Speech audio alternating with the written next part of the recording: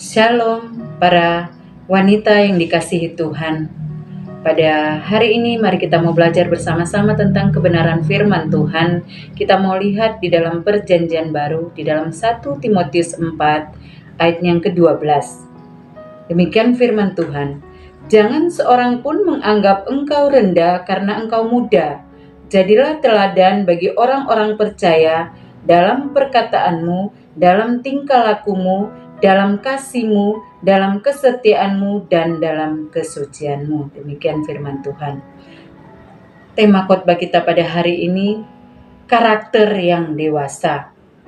Ada banyak khotbah berbicara mengenai penyertaan Tuhan, mengenai terobosan, mengenai mujizat, tentang kasih. Tapi mungkin sedikit sekali kita mendengar khotbah atau jarang kita mendengar khotbah tentang karakter.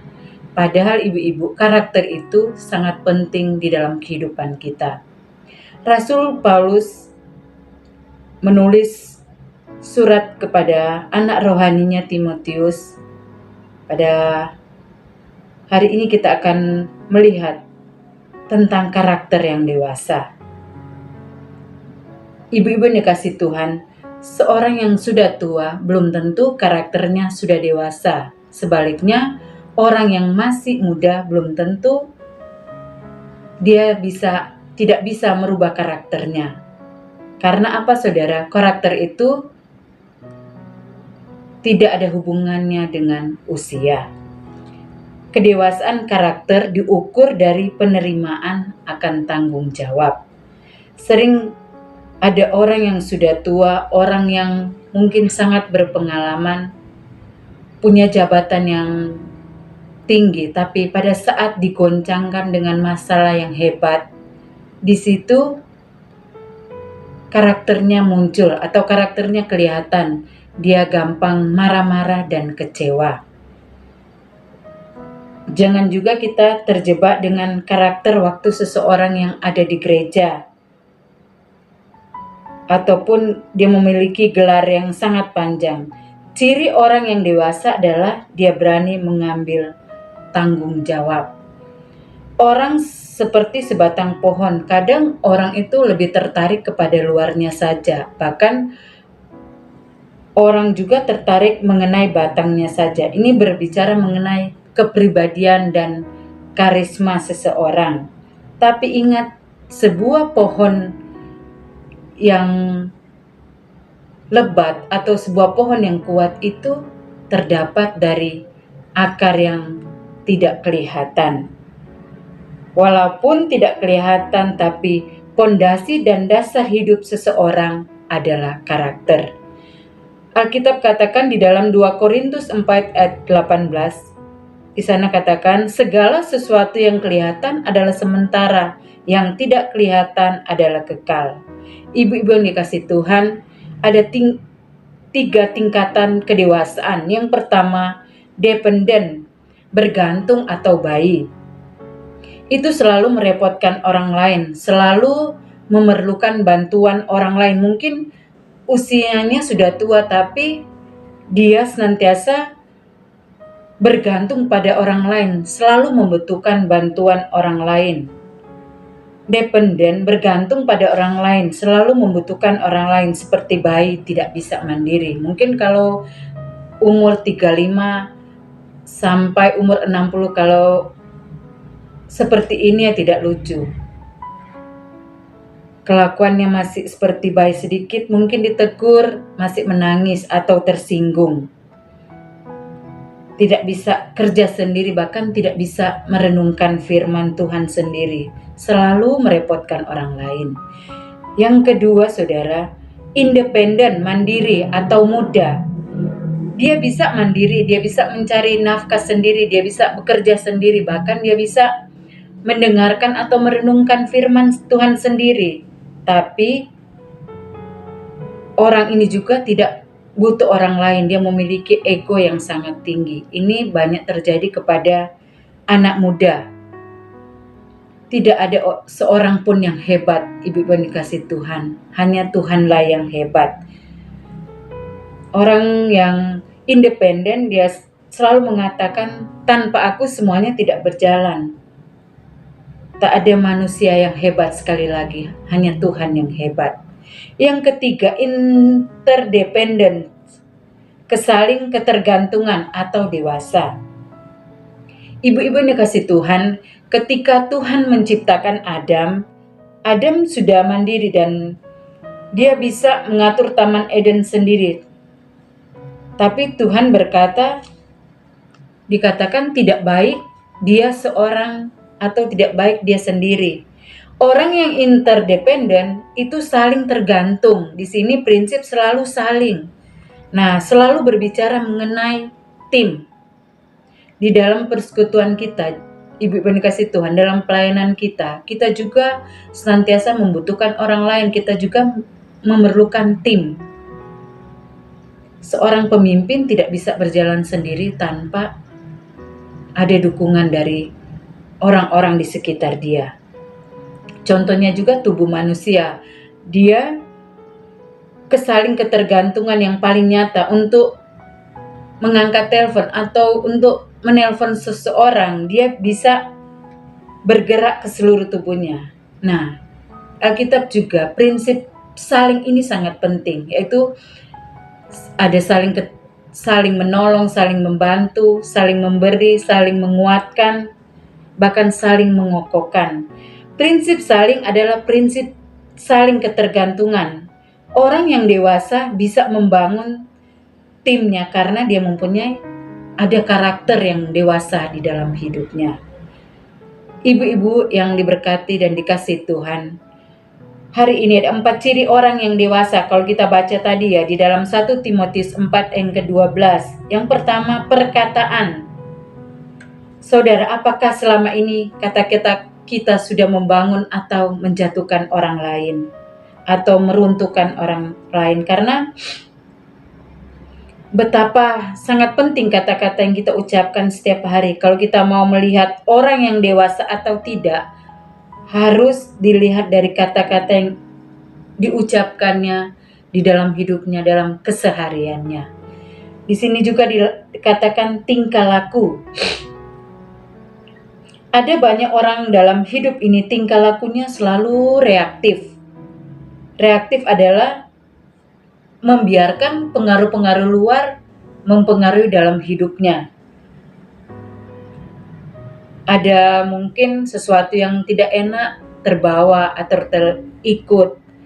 Mungkin kalau pasarnya sedang bagus atau ramai, sangat semangat sekali. Mungkin dalam rumah tangganya kalau pasangannya atau suaminya lagi baik-baik aja, dia ikut baik-baik. Kalau suaminya lagi mungkin sepi pekerjaannya, dia ikut kecewa, dia ikut sedih. Nah, orang yang reaktif selalu jadi korban keadaan dan tidak dapat bertumbuh. Nah, lawan dari orang reaktif adalah orang yang proaktif. Orang yang proaktif justru dia senantiasa mempengaruhi keadaan yang di sekitarnya. Karena orang yang proaktif, dia memiliki dasar respon yang bertanggung jawab. Selalu mempengaruhi keadaan atau selalu berjuang mempengaruhi keadaan yang di sekitar kita, di sekitarnya. Ibu-ibu yang kasih Tuhan, kalau kita belajar dari Alkitab, prinsip ini sangat dahsyat sekali. Karena apa? Kalau Rasul Paulus ketika dia menulis surat ini, dia di dalam penjara, dia dalam terbelenggu, dia terpasung di penjara, dia tidak ada harapan lagi. Bisa saja pada saat itu Rasul Paulus berkatakan, bersedihlah senantiasa aku, berdukacitalah aku. Tapi Rasul Paulus sangat luar biasa. Di dalam 1 Tesalonika 5 ayat 16-18 dan Filipi 4 ayat 4 dikatakan dia bisa mengatakan bersukacitalah senantiasa, tetaplah berdoa. Paulus saudara, dia tidak dipengaruhi oleh keadaan atau kondisi yang ada karena dia punya Tuhan yang memberi kekuatan di dalam hidupnya. Yang selanjutnya ya, kasih. Dalam kasih segala sesuatu dilakukan untuk kebaikan orang lain walaupun itu senantiasa mengorbankan diri sendiri. Kasih adalah bentuknya memberi seperti di dalam Yohanes 3 ayat 16 mengatakan karena begitu besar kasih Allah akan dunia ini sehingga dia telah mengaruniakan anak yang tunggal supaya setiap orang yang percaya kepadanya tidak binasa melainkan beroleh hidup yang kekal. Ini kebalikannya dengan hawa nafsu ibu-ibu yang dikasih Tuhan. Hawa nafsu segala sesuatu yang dilakukan hanya untuk memuaskan dirinya sendiri walaupun itu mengorbankan orang lain. Orang yang hawa nafsu saudara tidak bisa melihat orang lain lebih sukses dari dia, tidak bisa melihat orang lain lebih maju atau tidak bisa melihat orang lain lebih atau di dalam pelayanannya lebih daripada dirinya. Orang yang kebalikannya dengan orang yang memiliki kasih, dia mau memberi kesempatan orang lain untuk maju, terlebih di dalam pelayanan. Mari ibu-ibu yang dikasih Tuhan, mari kita senantiasa memiliki karakter kasih. Yang keempat saudara, kesetiaan dan kesucian. Kesetiaan kelihatan pada saat situasi dan keadaan yang tidak baik atau tidak ada orang yang melihat atau memuji, tetapi tetap melakukan tugas dan tanggung jawabnya. Mungkin ibu-ibu yang dikasih Tuhan, ada ibu-ibu yang bekerja walaupun tidak ada atasan atau tidak ada bos. Mari kita senantiasa melakukan tanggung jawab kita. Kita mengerjakan pekerjaan kita dengan jujur, dengan kesetiaan.